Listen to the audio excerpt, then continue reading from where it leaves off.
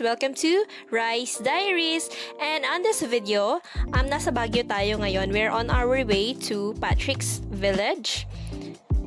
Since dun nakapag-book ng titirahan for 3 days and 2 nights stay here in Baguio.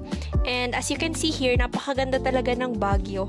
Tiyak na babalik-balikan mo siya pag pinasyalan mo siya. And yung place as in nakakawala ng stress, pagod, pag gusto mong kalimutan yung mga stress na makukuha mo sa baba, 'di ba?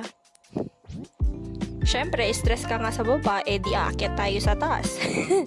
So, here na tayo guys. Nasa daan tayo and tamang video lang and senti-senti dito sa may sasakyan. Actually guys, naka-taxi lang kami. And ayan yung mga daan. Kararating pa lang namin ng Baguio pero parang ayoko nang bumaba. Gusto parang ang ganda dito tumira. But of course, there's a cons when you live here in Baguio. One of that is yung mga molds and ang hirap daw magpatayo ng damit dito based from my friends na dito nakatira.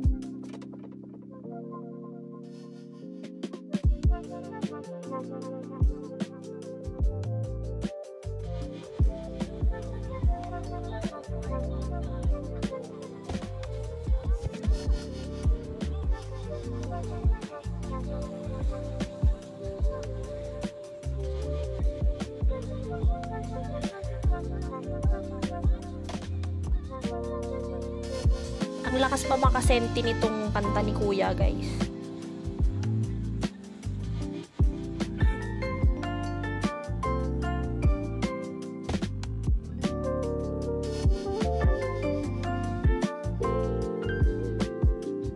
So, ayan guys, malapit na tayo sa St. Patrick's Village. And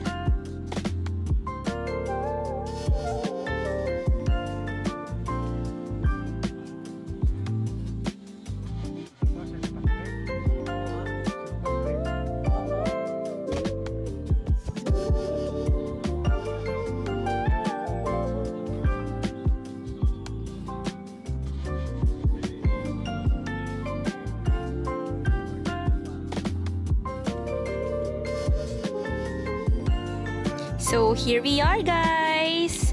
And baba lang muna kami sandali.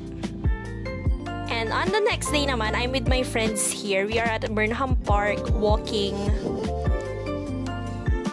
Ayan. Ayan, ganyan yung view. Actually, guys, medyo pagod na kami dyan. Kasi, ayan, guys, kita nyo naman yung video dyan. Pagod na kami dyan, guys. Lakad-lakad lang, ganyan.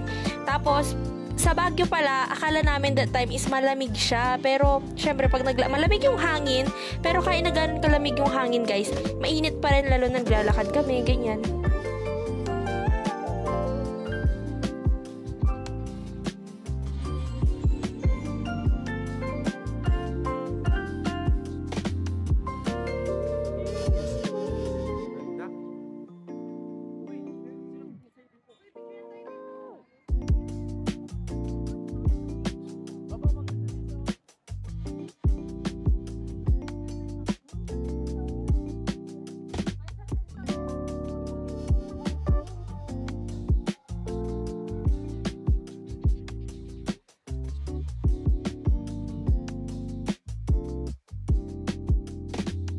And guys, kasama ko yung mga squads.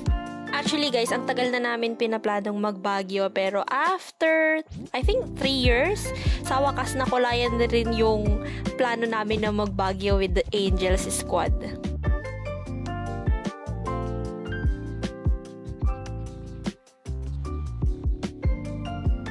And those are the flowers. Napakaganda niya guys. I think parang perfect yung buwan na punta namin kasi yung mga halaman, maganda yung tubo niya.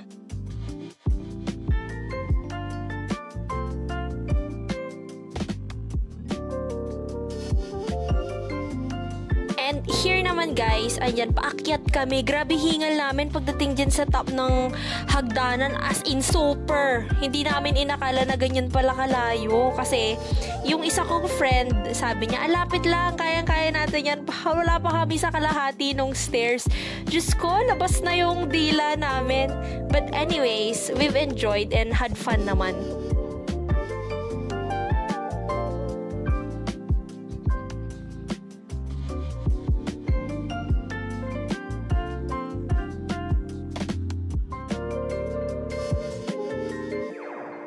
Andyan guys, nandun ako. Ako yung naka-white polo doon.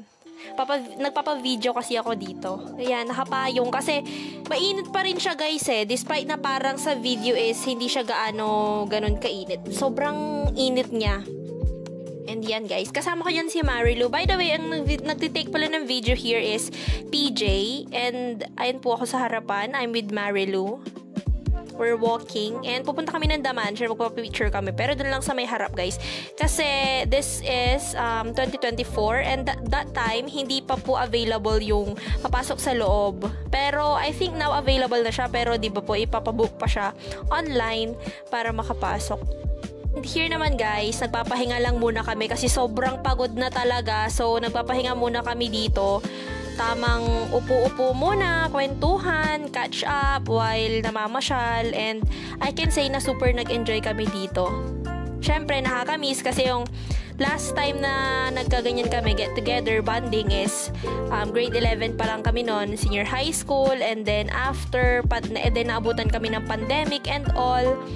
And then, ayan, natuloy na rin sa wakas. So, catch up with pasyal. Actually, I can say na that trip is very memorable and uulitin ko pa talaga as in. And I hope na sana maulit talaga pag lahat ng schedule namin nagkatugma-tugma, di ba?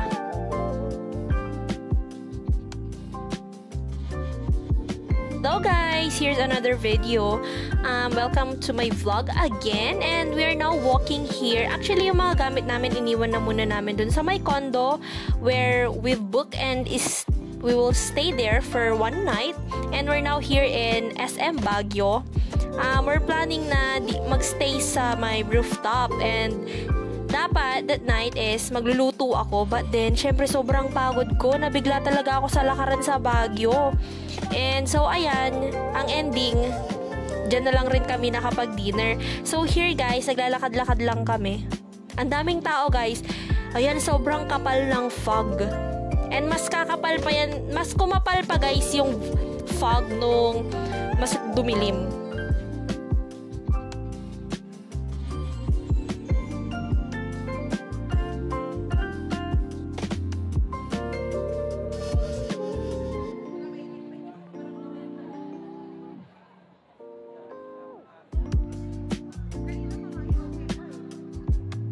Grabe, okay tayong fog. Balik daw tayo dito. Here guys is the next day of the video. Yan yung araw din na pauwi na kami, pero we decided na pumunta muna kami ng Baguio Cathedral. Syempre para magsimba, wag nating kakalimutang magsimba every Sunday. But for me guys, I don't actually go to church every Sunday, but I don't forget to pray. That's very important naman guys.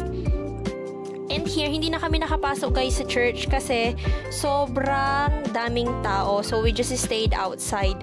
And then, we've decided na pumunta na lang ng Camp John Hay to, alam niyo yun, relax muna before finally makauwi.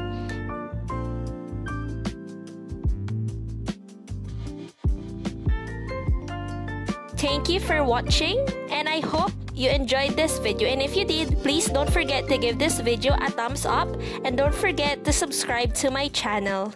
Thank you so much, guys!